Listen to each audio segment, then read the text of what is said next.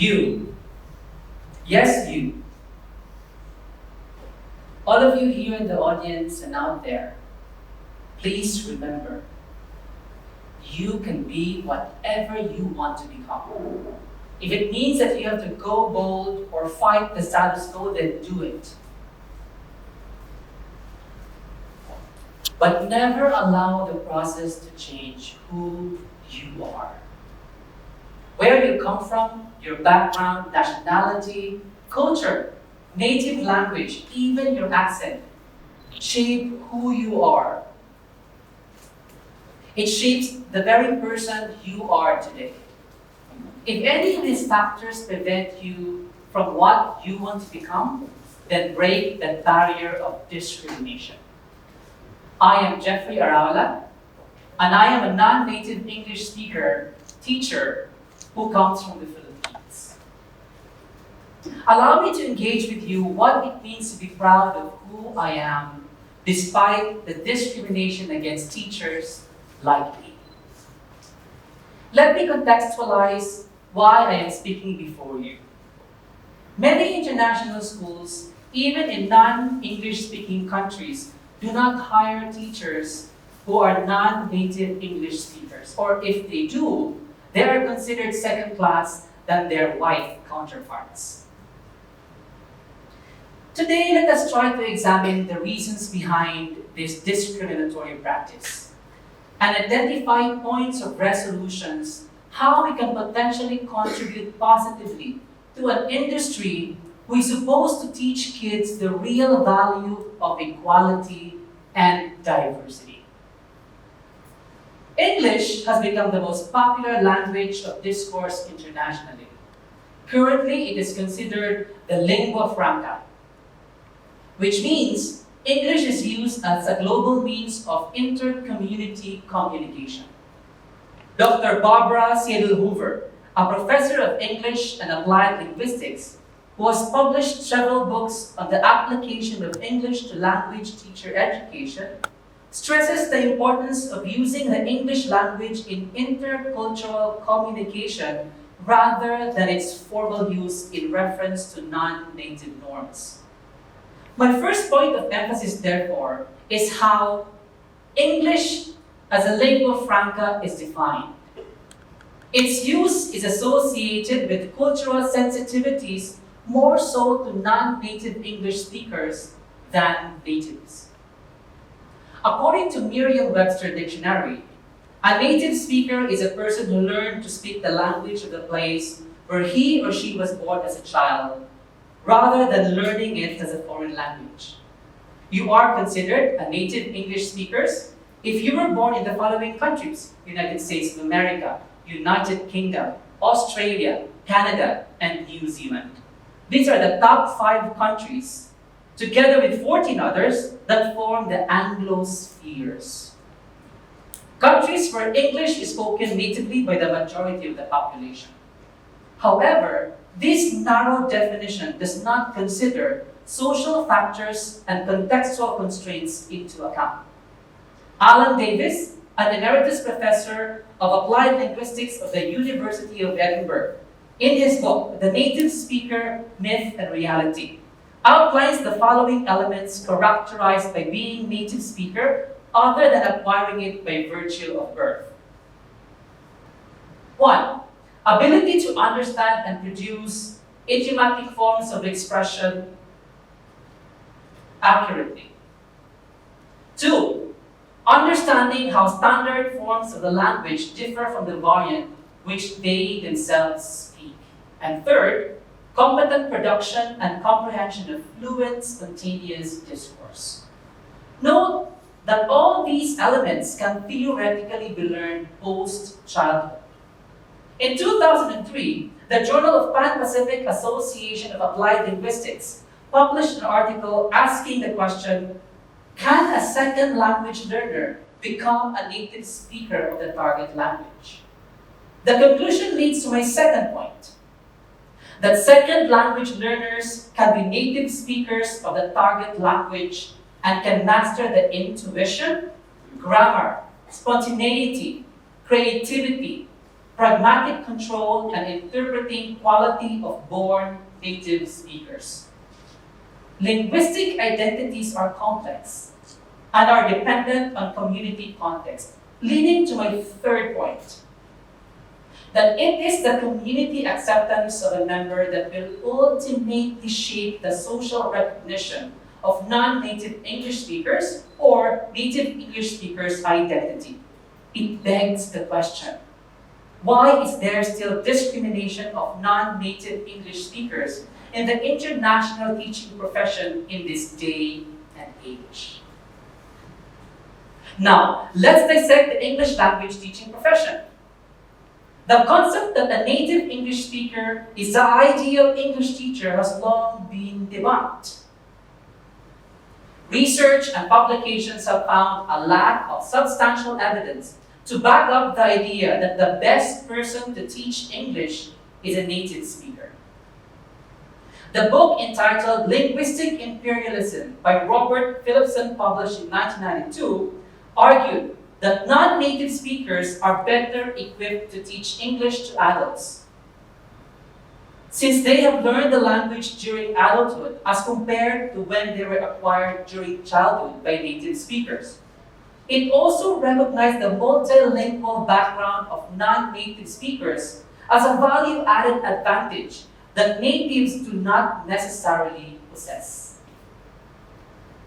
I may sound very biased here, as I am articulating specific reasons that favor non-native English speakers, precisely because they are the ones being discriminated against. However, I would like to make it clear that there are many literatures that have already been suggesting the strengths and weaknesses of both natives and non-native speakers in the teaching of English. What I would like to highlight here is that native speakers do not have the exclusive monopoly of being good teachers in the English language. More so can they be the only ideal teachers for non-language subjects such as sciences, arts, social studies, physical education, design, and others. Let me tell you my personal stories of discrimination. 9 years ago, when I was still in the Philippines, trying to secure a teaching job internationally, teacher job sites refused my application to put up my resume and credentials just because I am a Philippine passport holder. Here is something very ridiculous.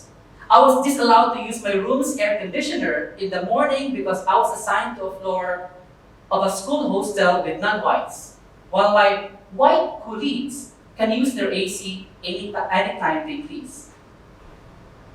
I was being told by a head of school in Thailand, when applying, that my salary package will be half compared to that of an expat teacher because I am an ASEAN national. I was in a meeting with my head, who verbalized in front of me that they are looking specifically for a Caucasian MYP coordinator because they want to maintain the level of confidence among the school community. And the worst part is when I could not even be considered because school website says we only accept native English speakers or Western trained teachers. But if you ask me if I was hurt, a little. But did it lower my confidence? Never. Did it stop me from trying?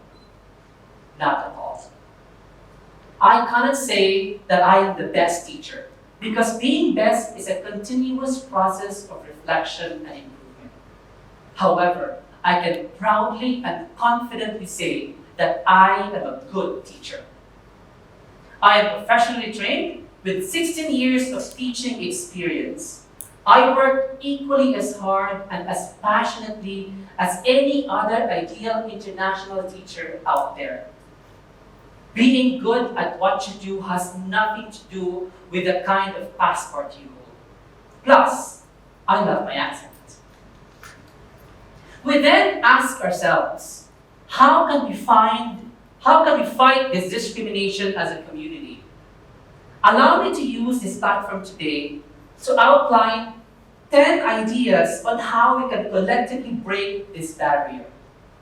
I am especially addressing school communities in non-native English-speaking regions of the world where the majority of international schools are found. Number 1, cut the cycle of discrimination. One of the main reasons why schools prefer native English speakers is due to demand.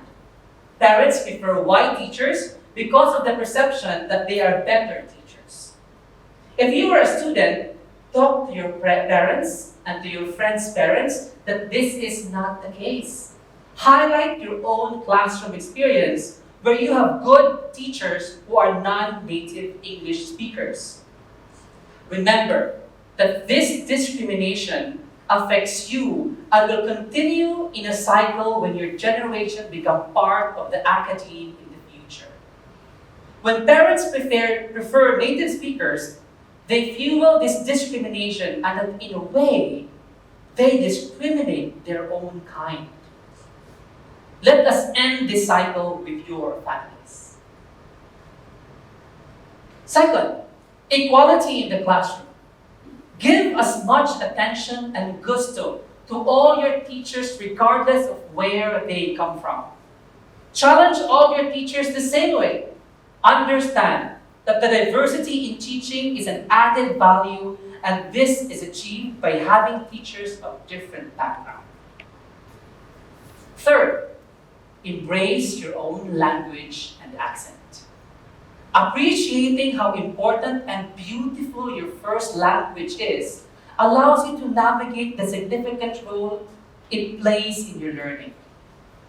Embrace your unique accent because there is no such thing as wrong accent. The purpose of communication is for your message to be understood, not how American or British you sound like.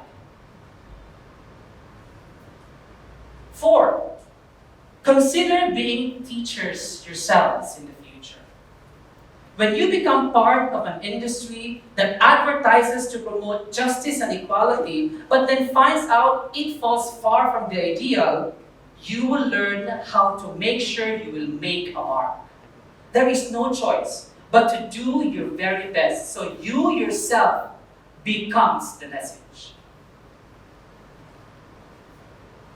Next, vocabulary matters.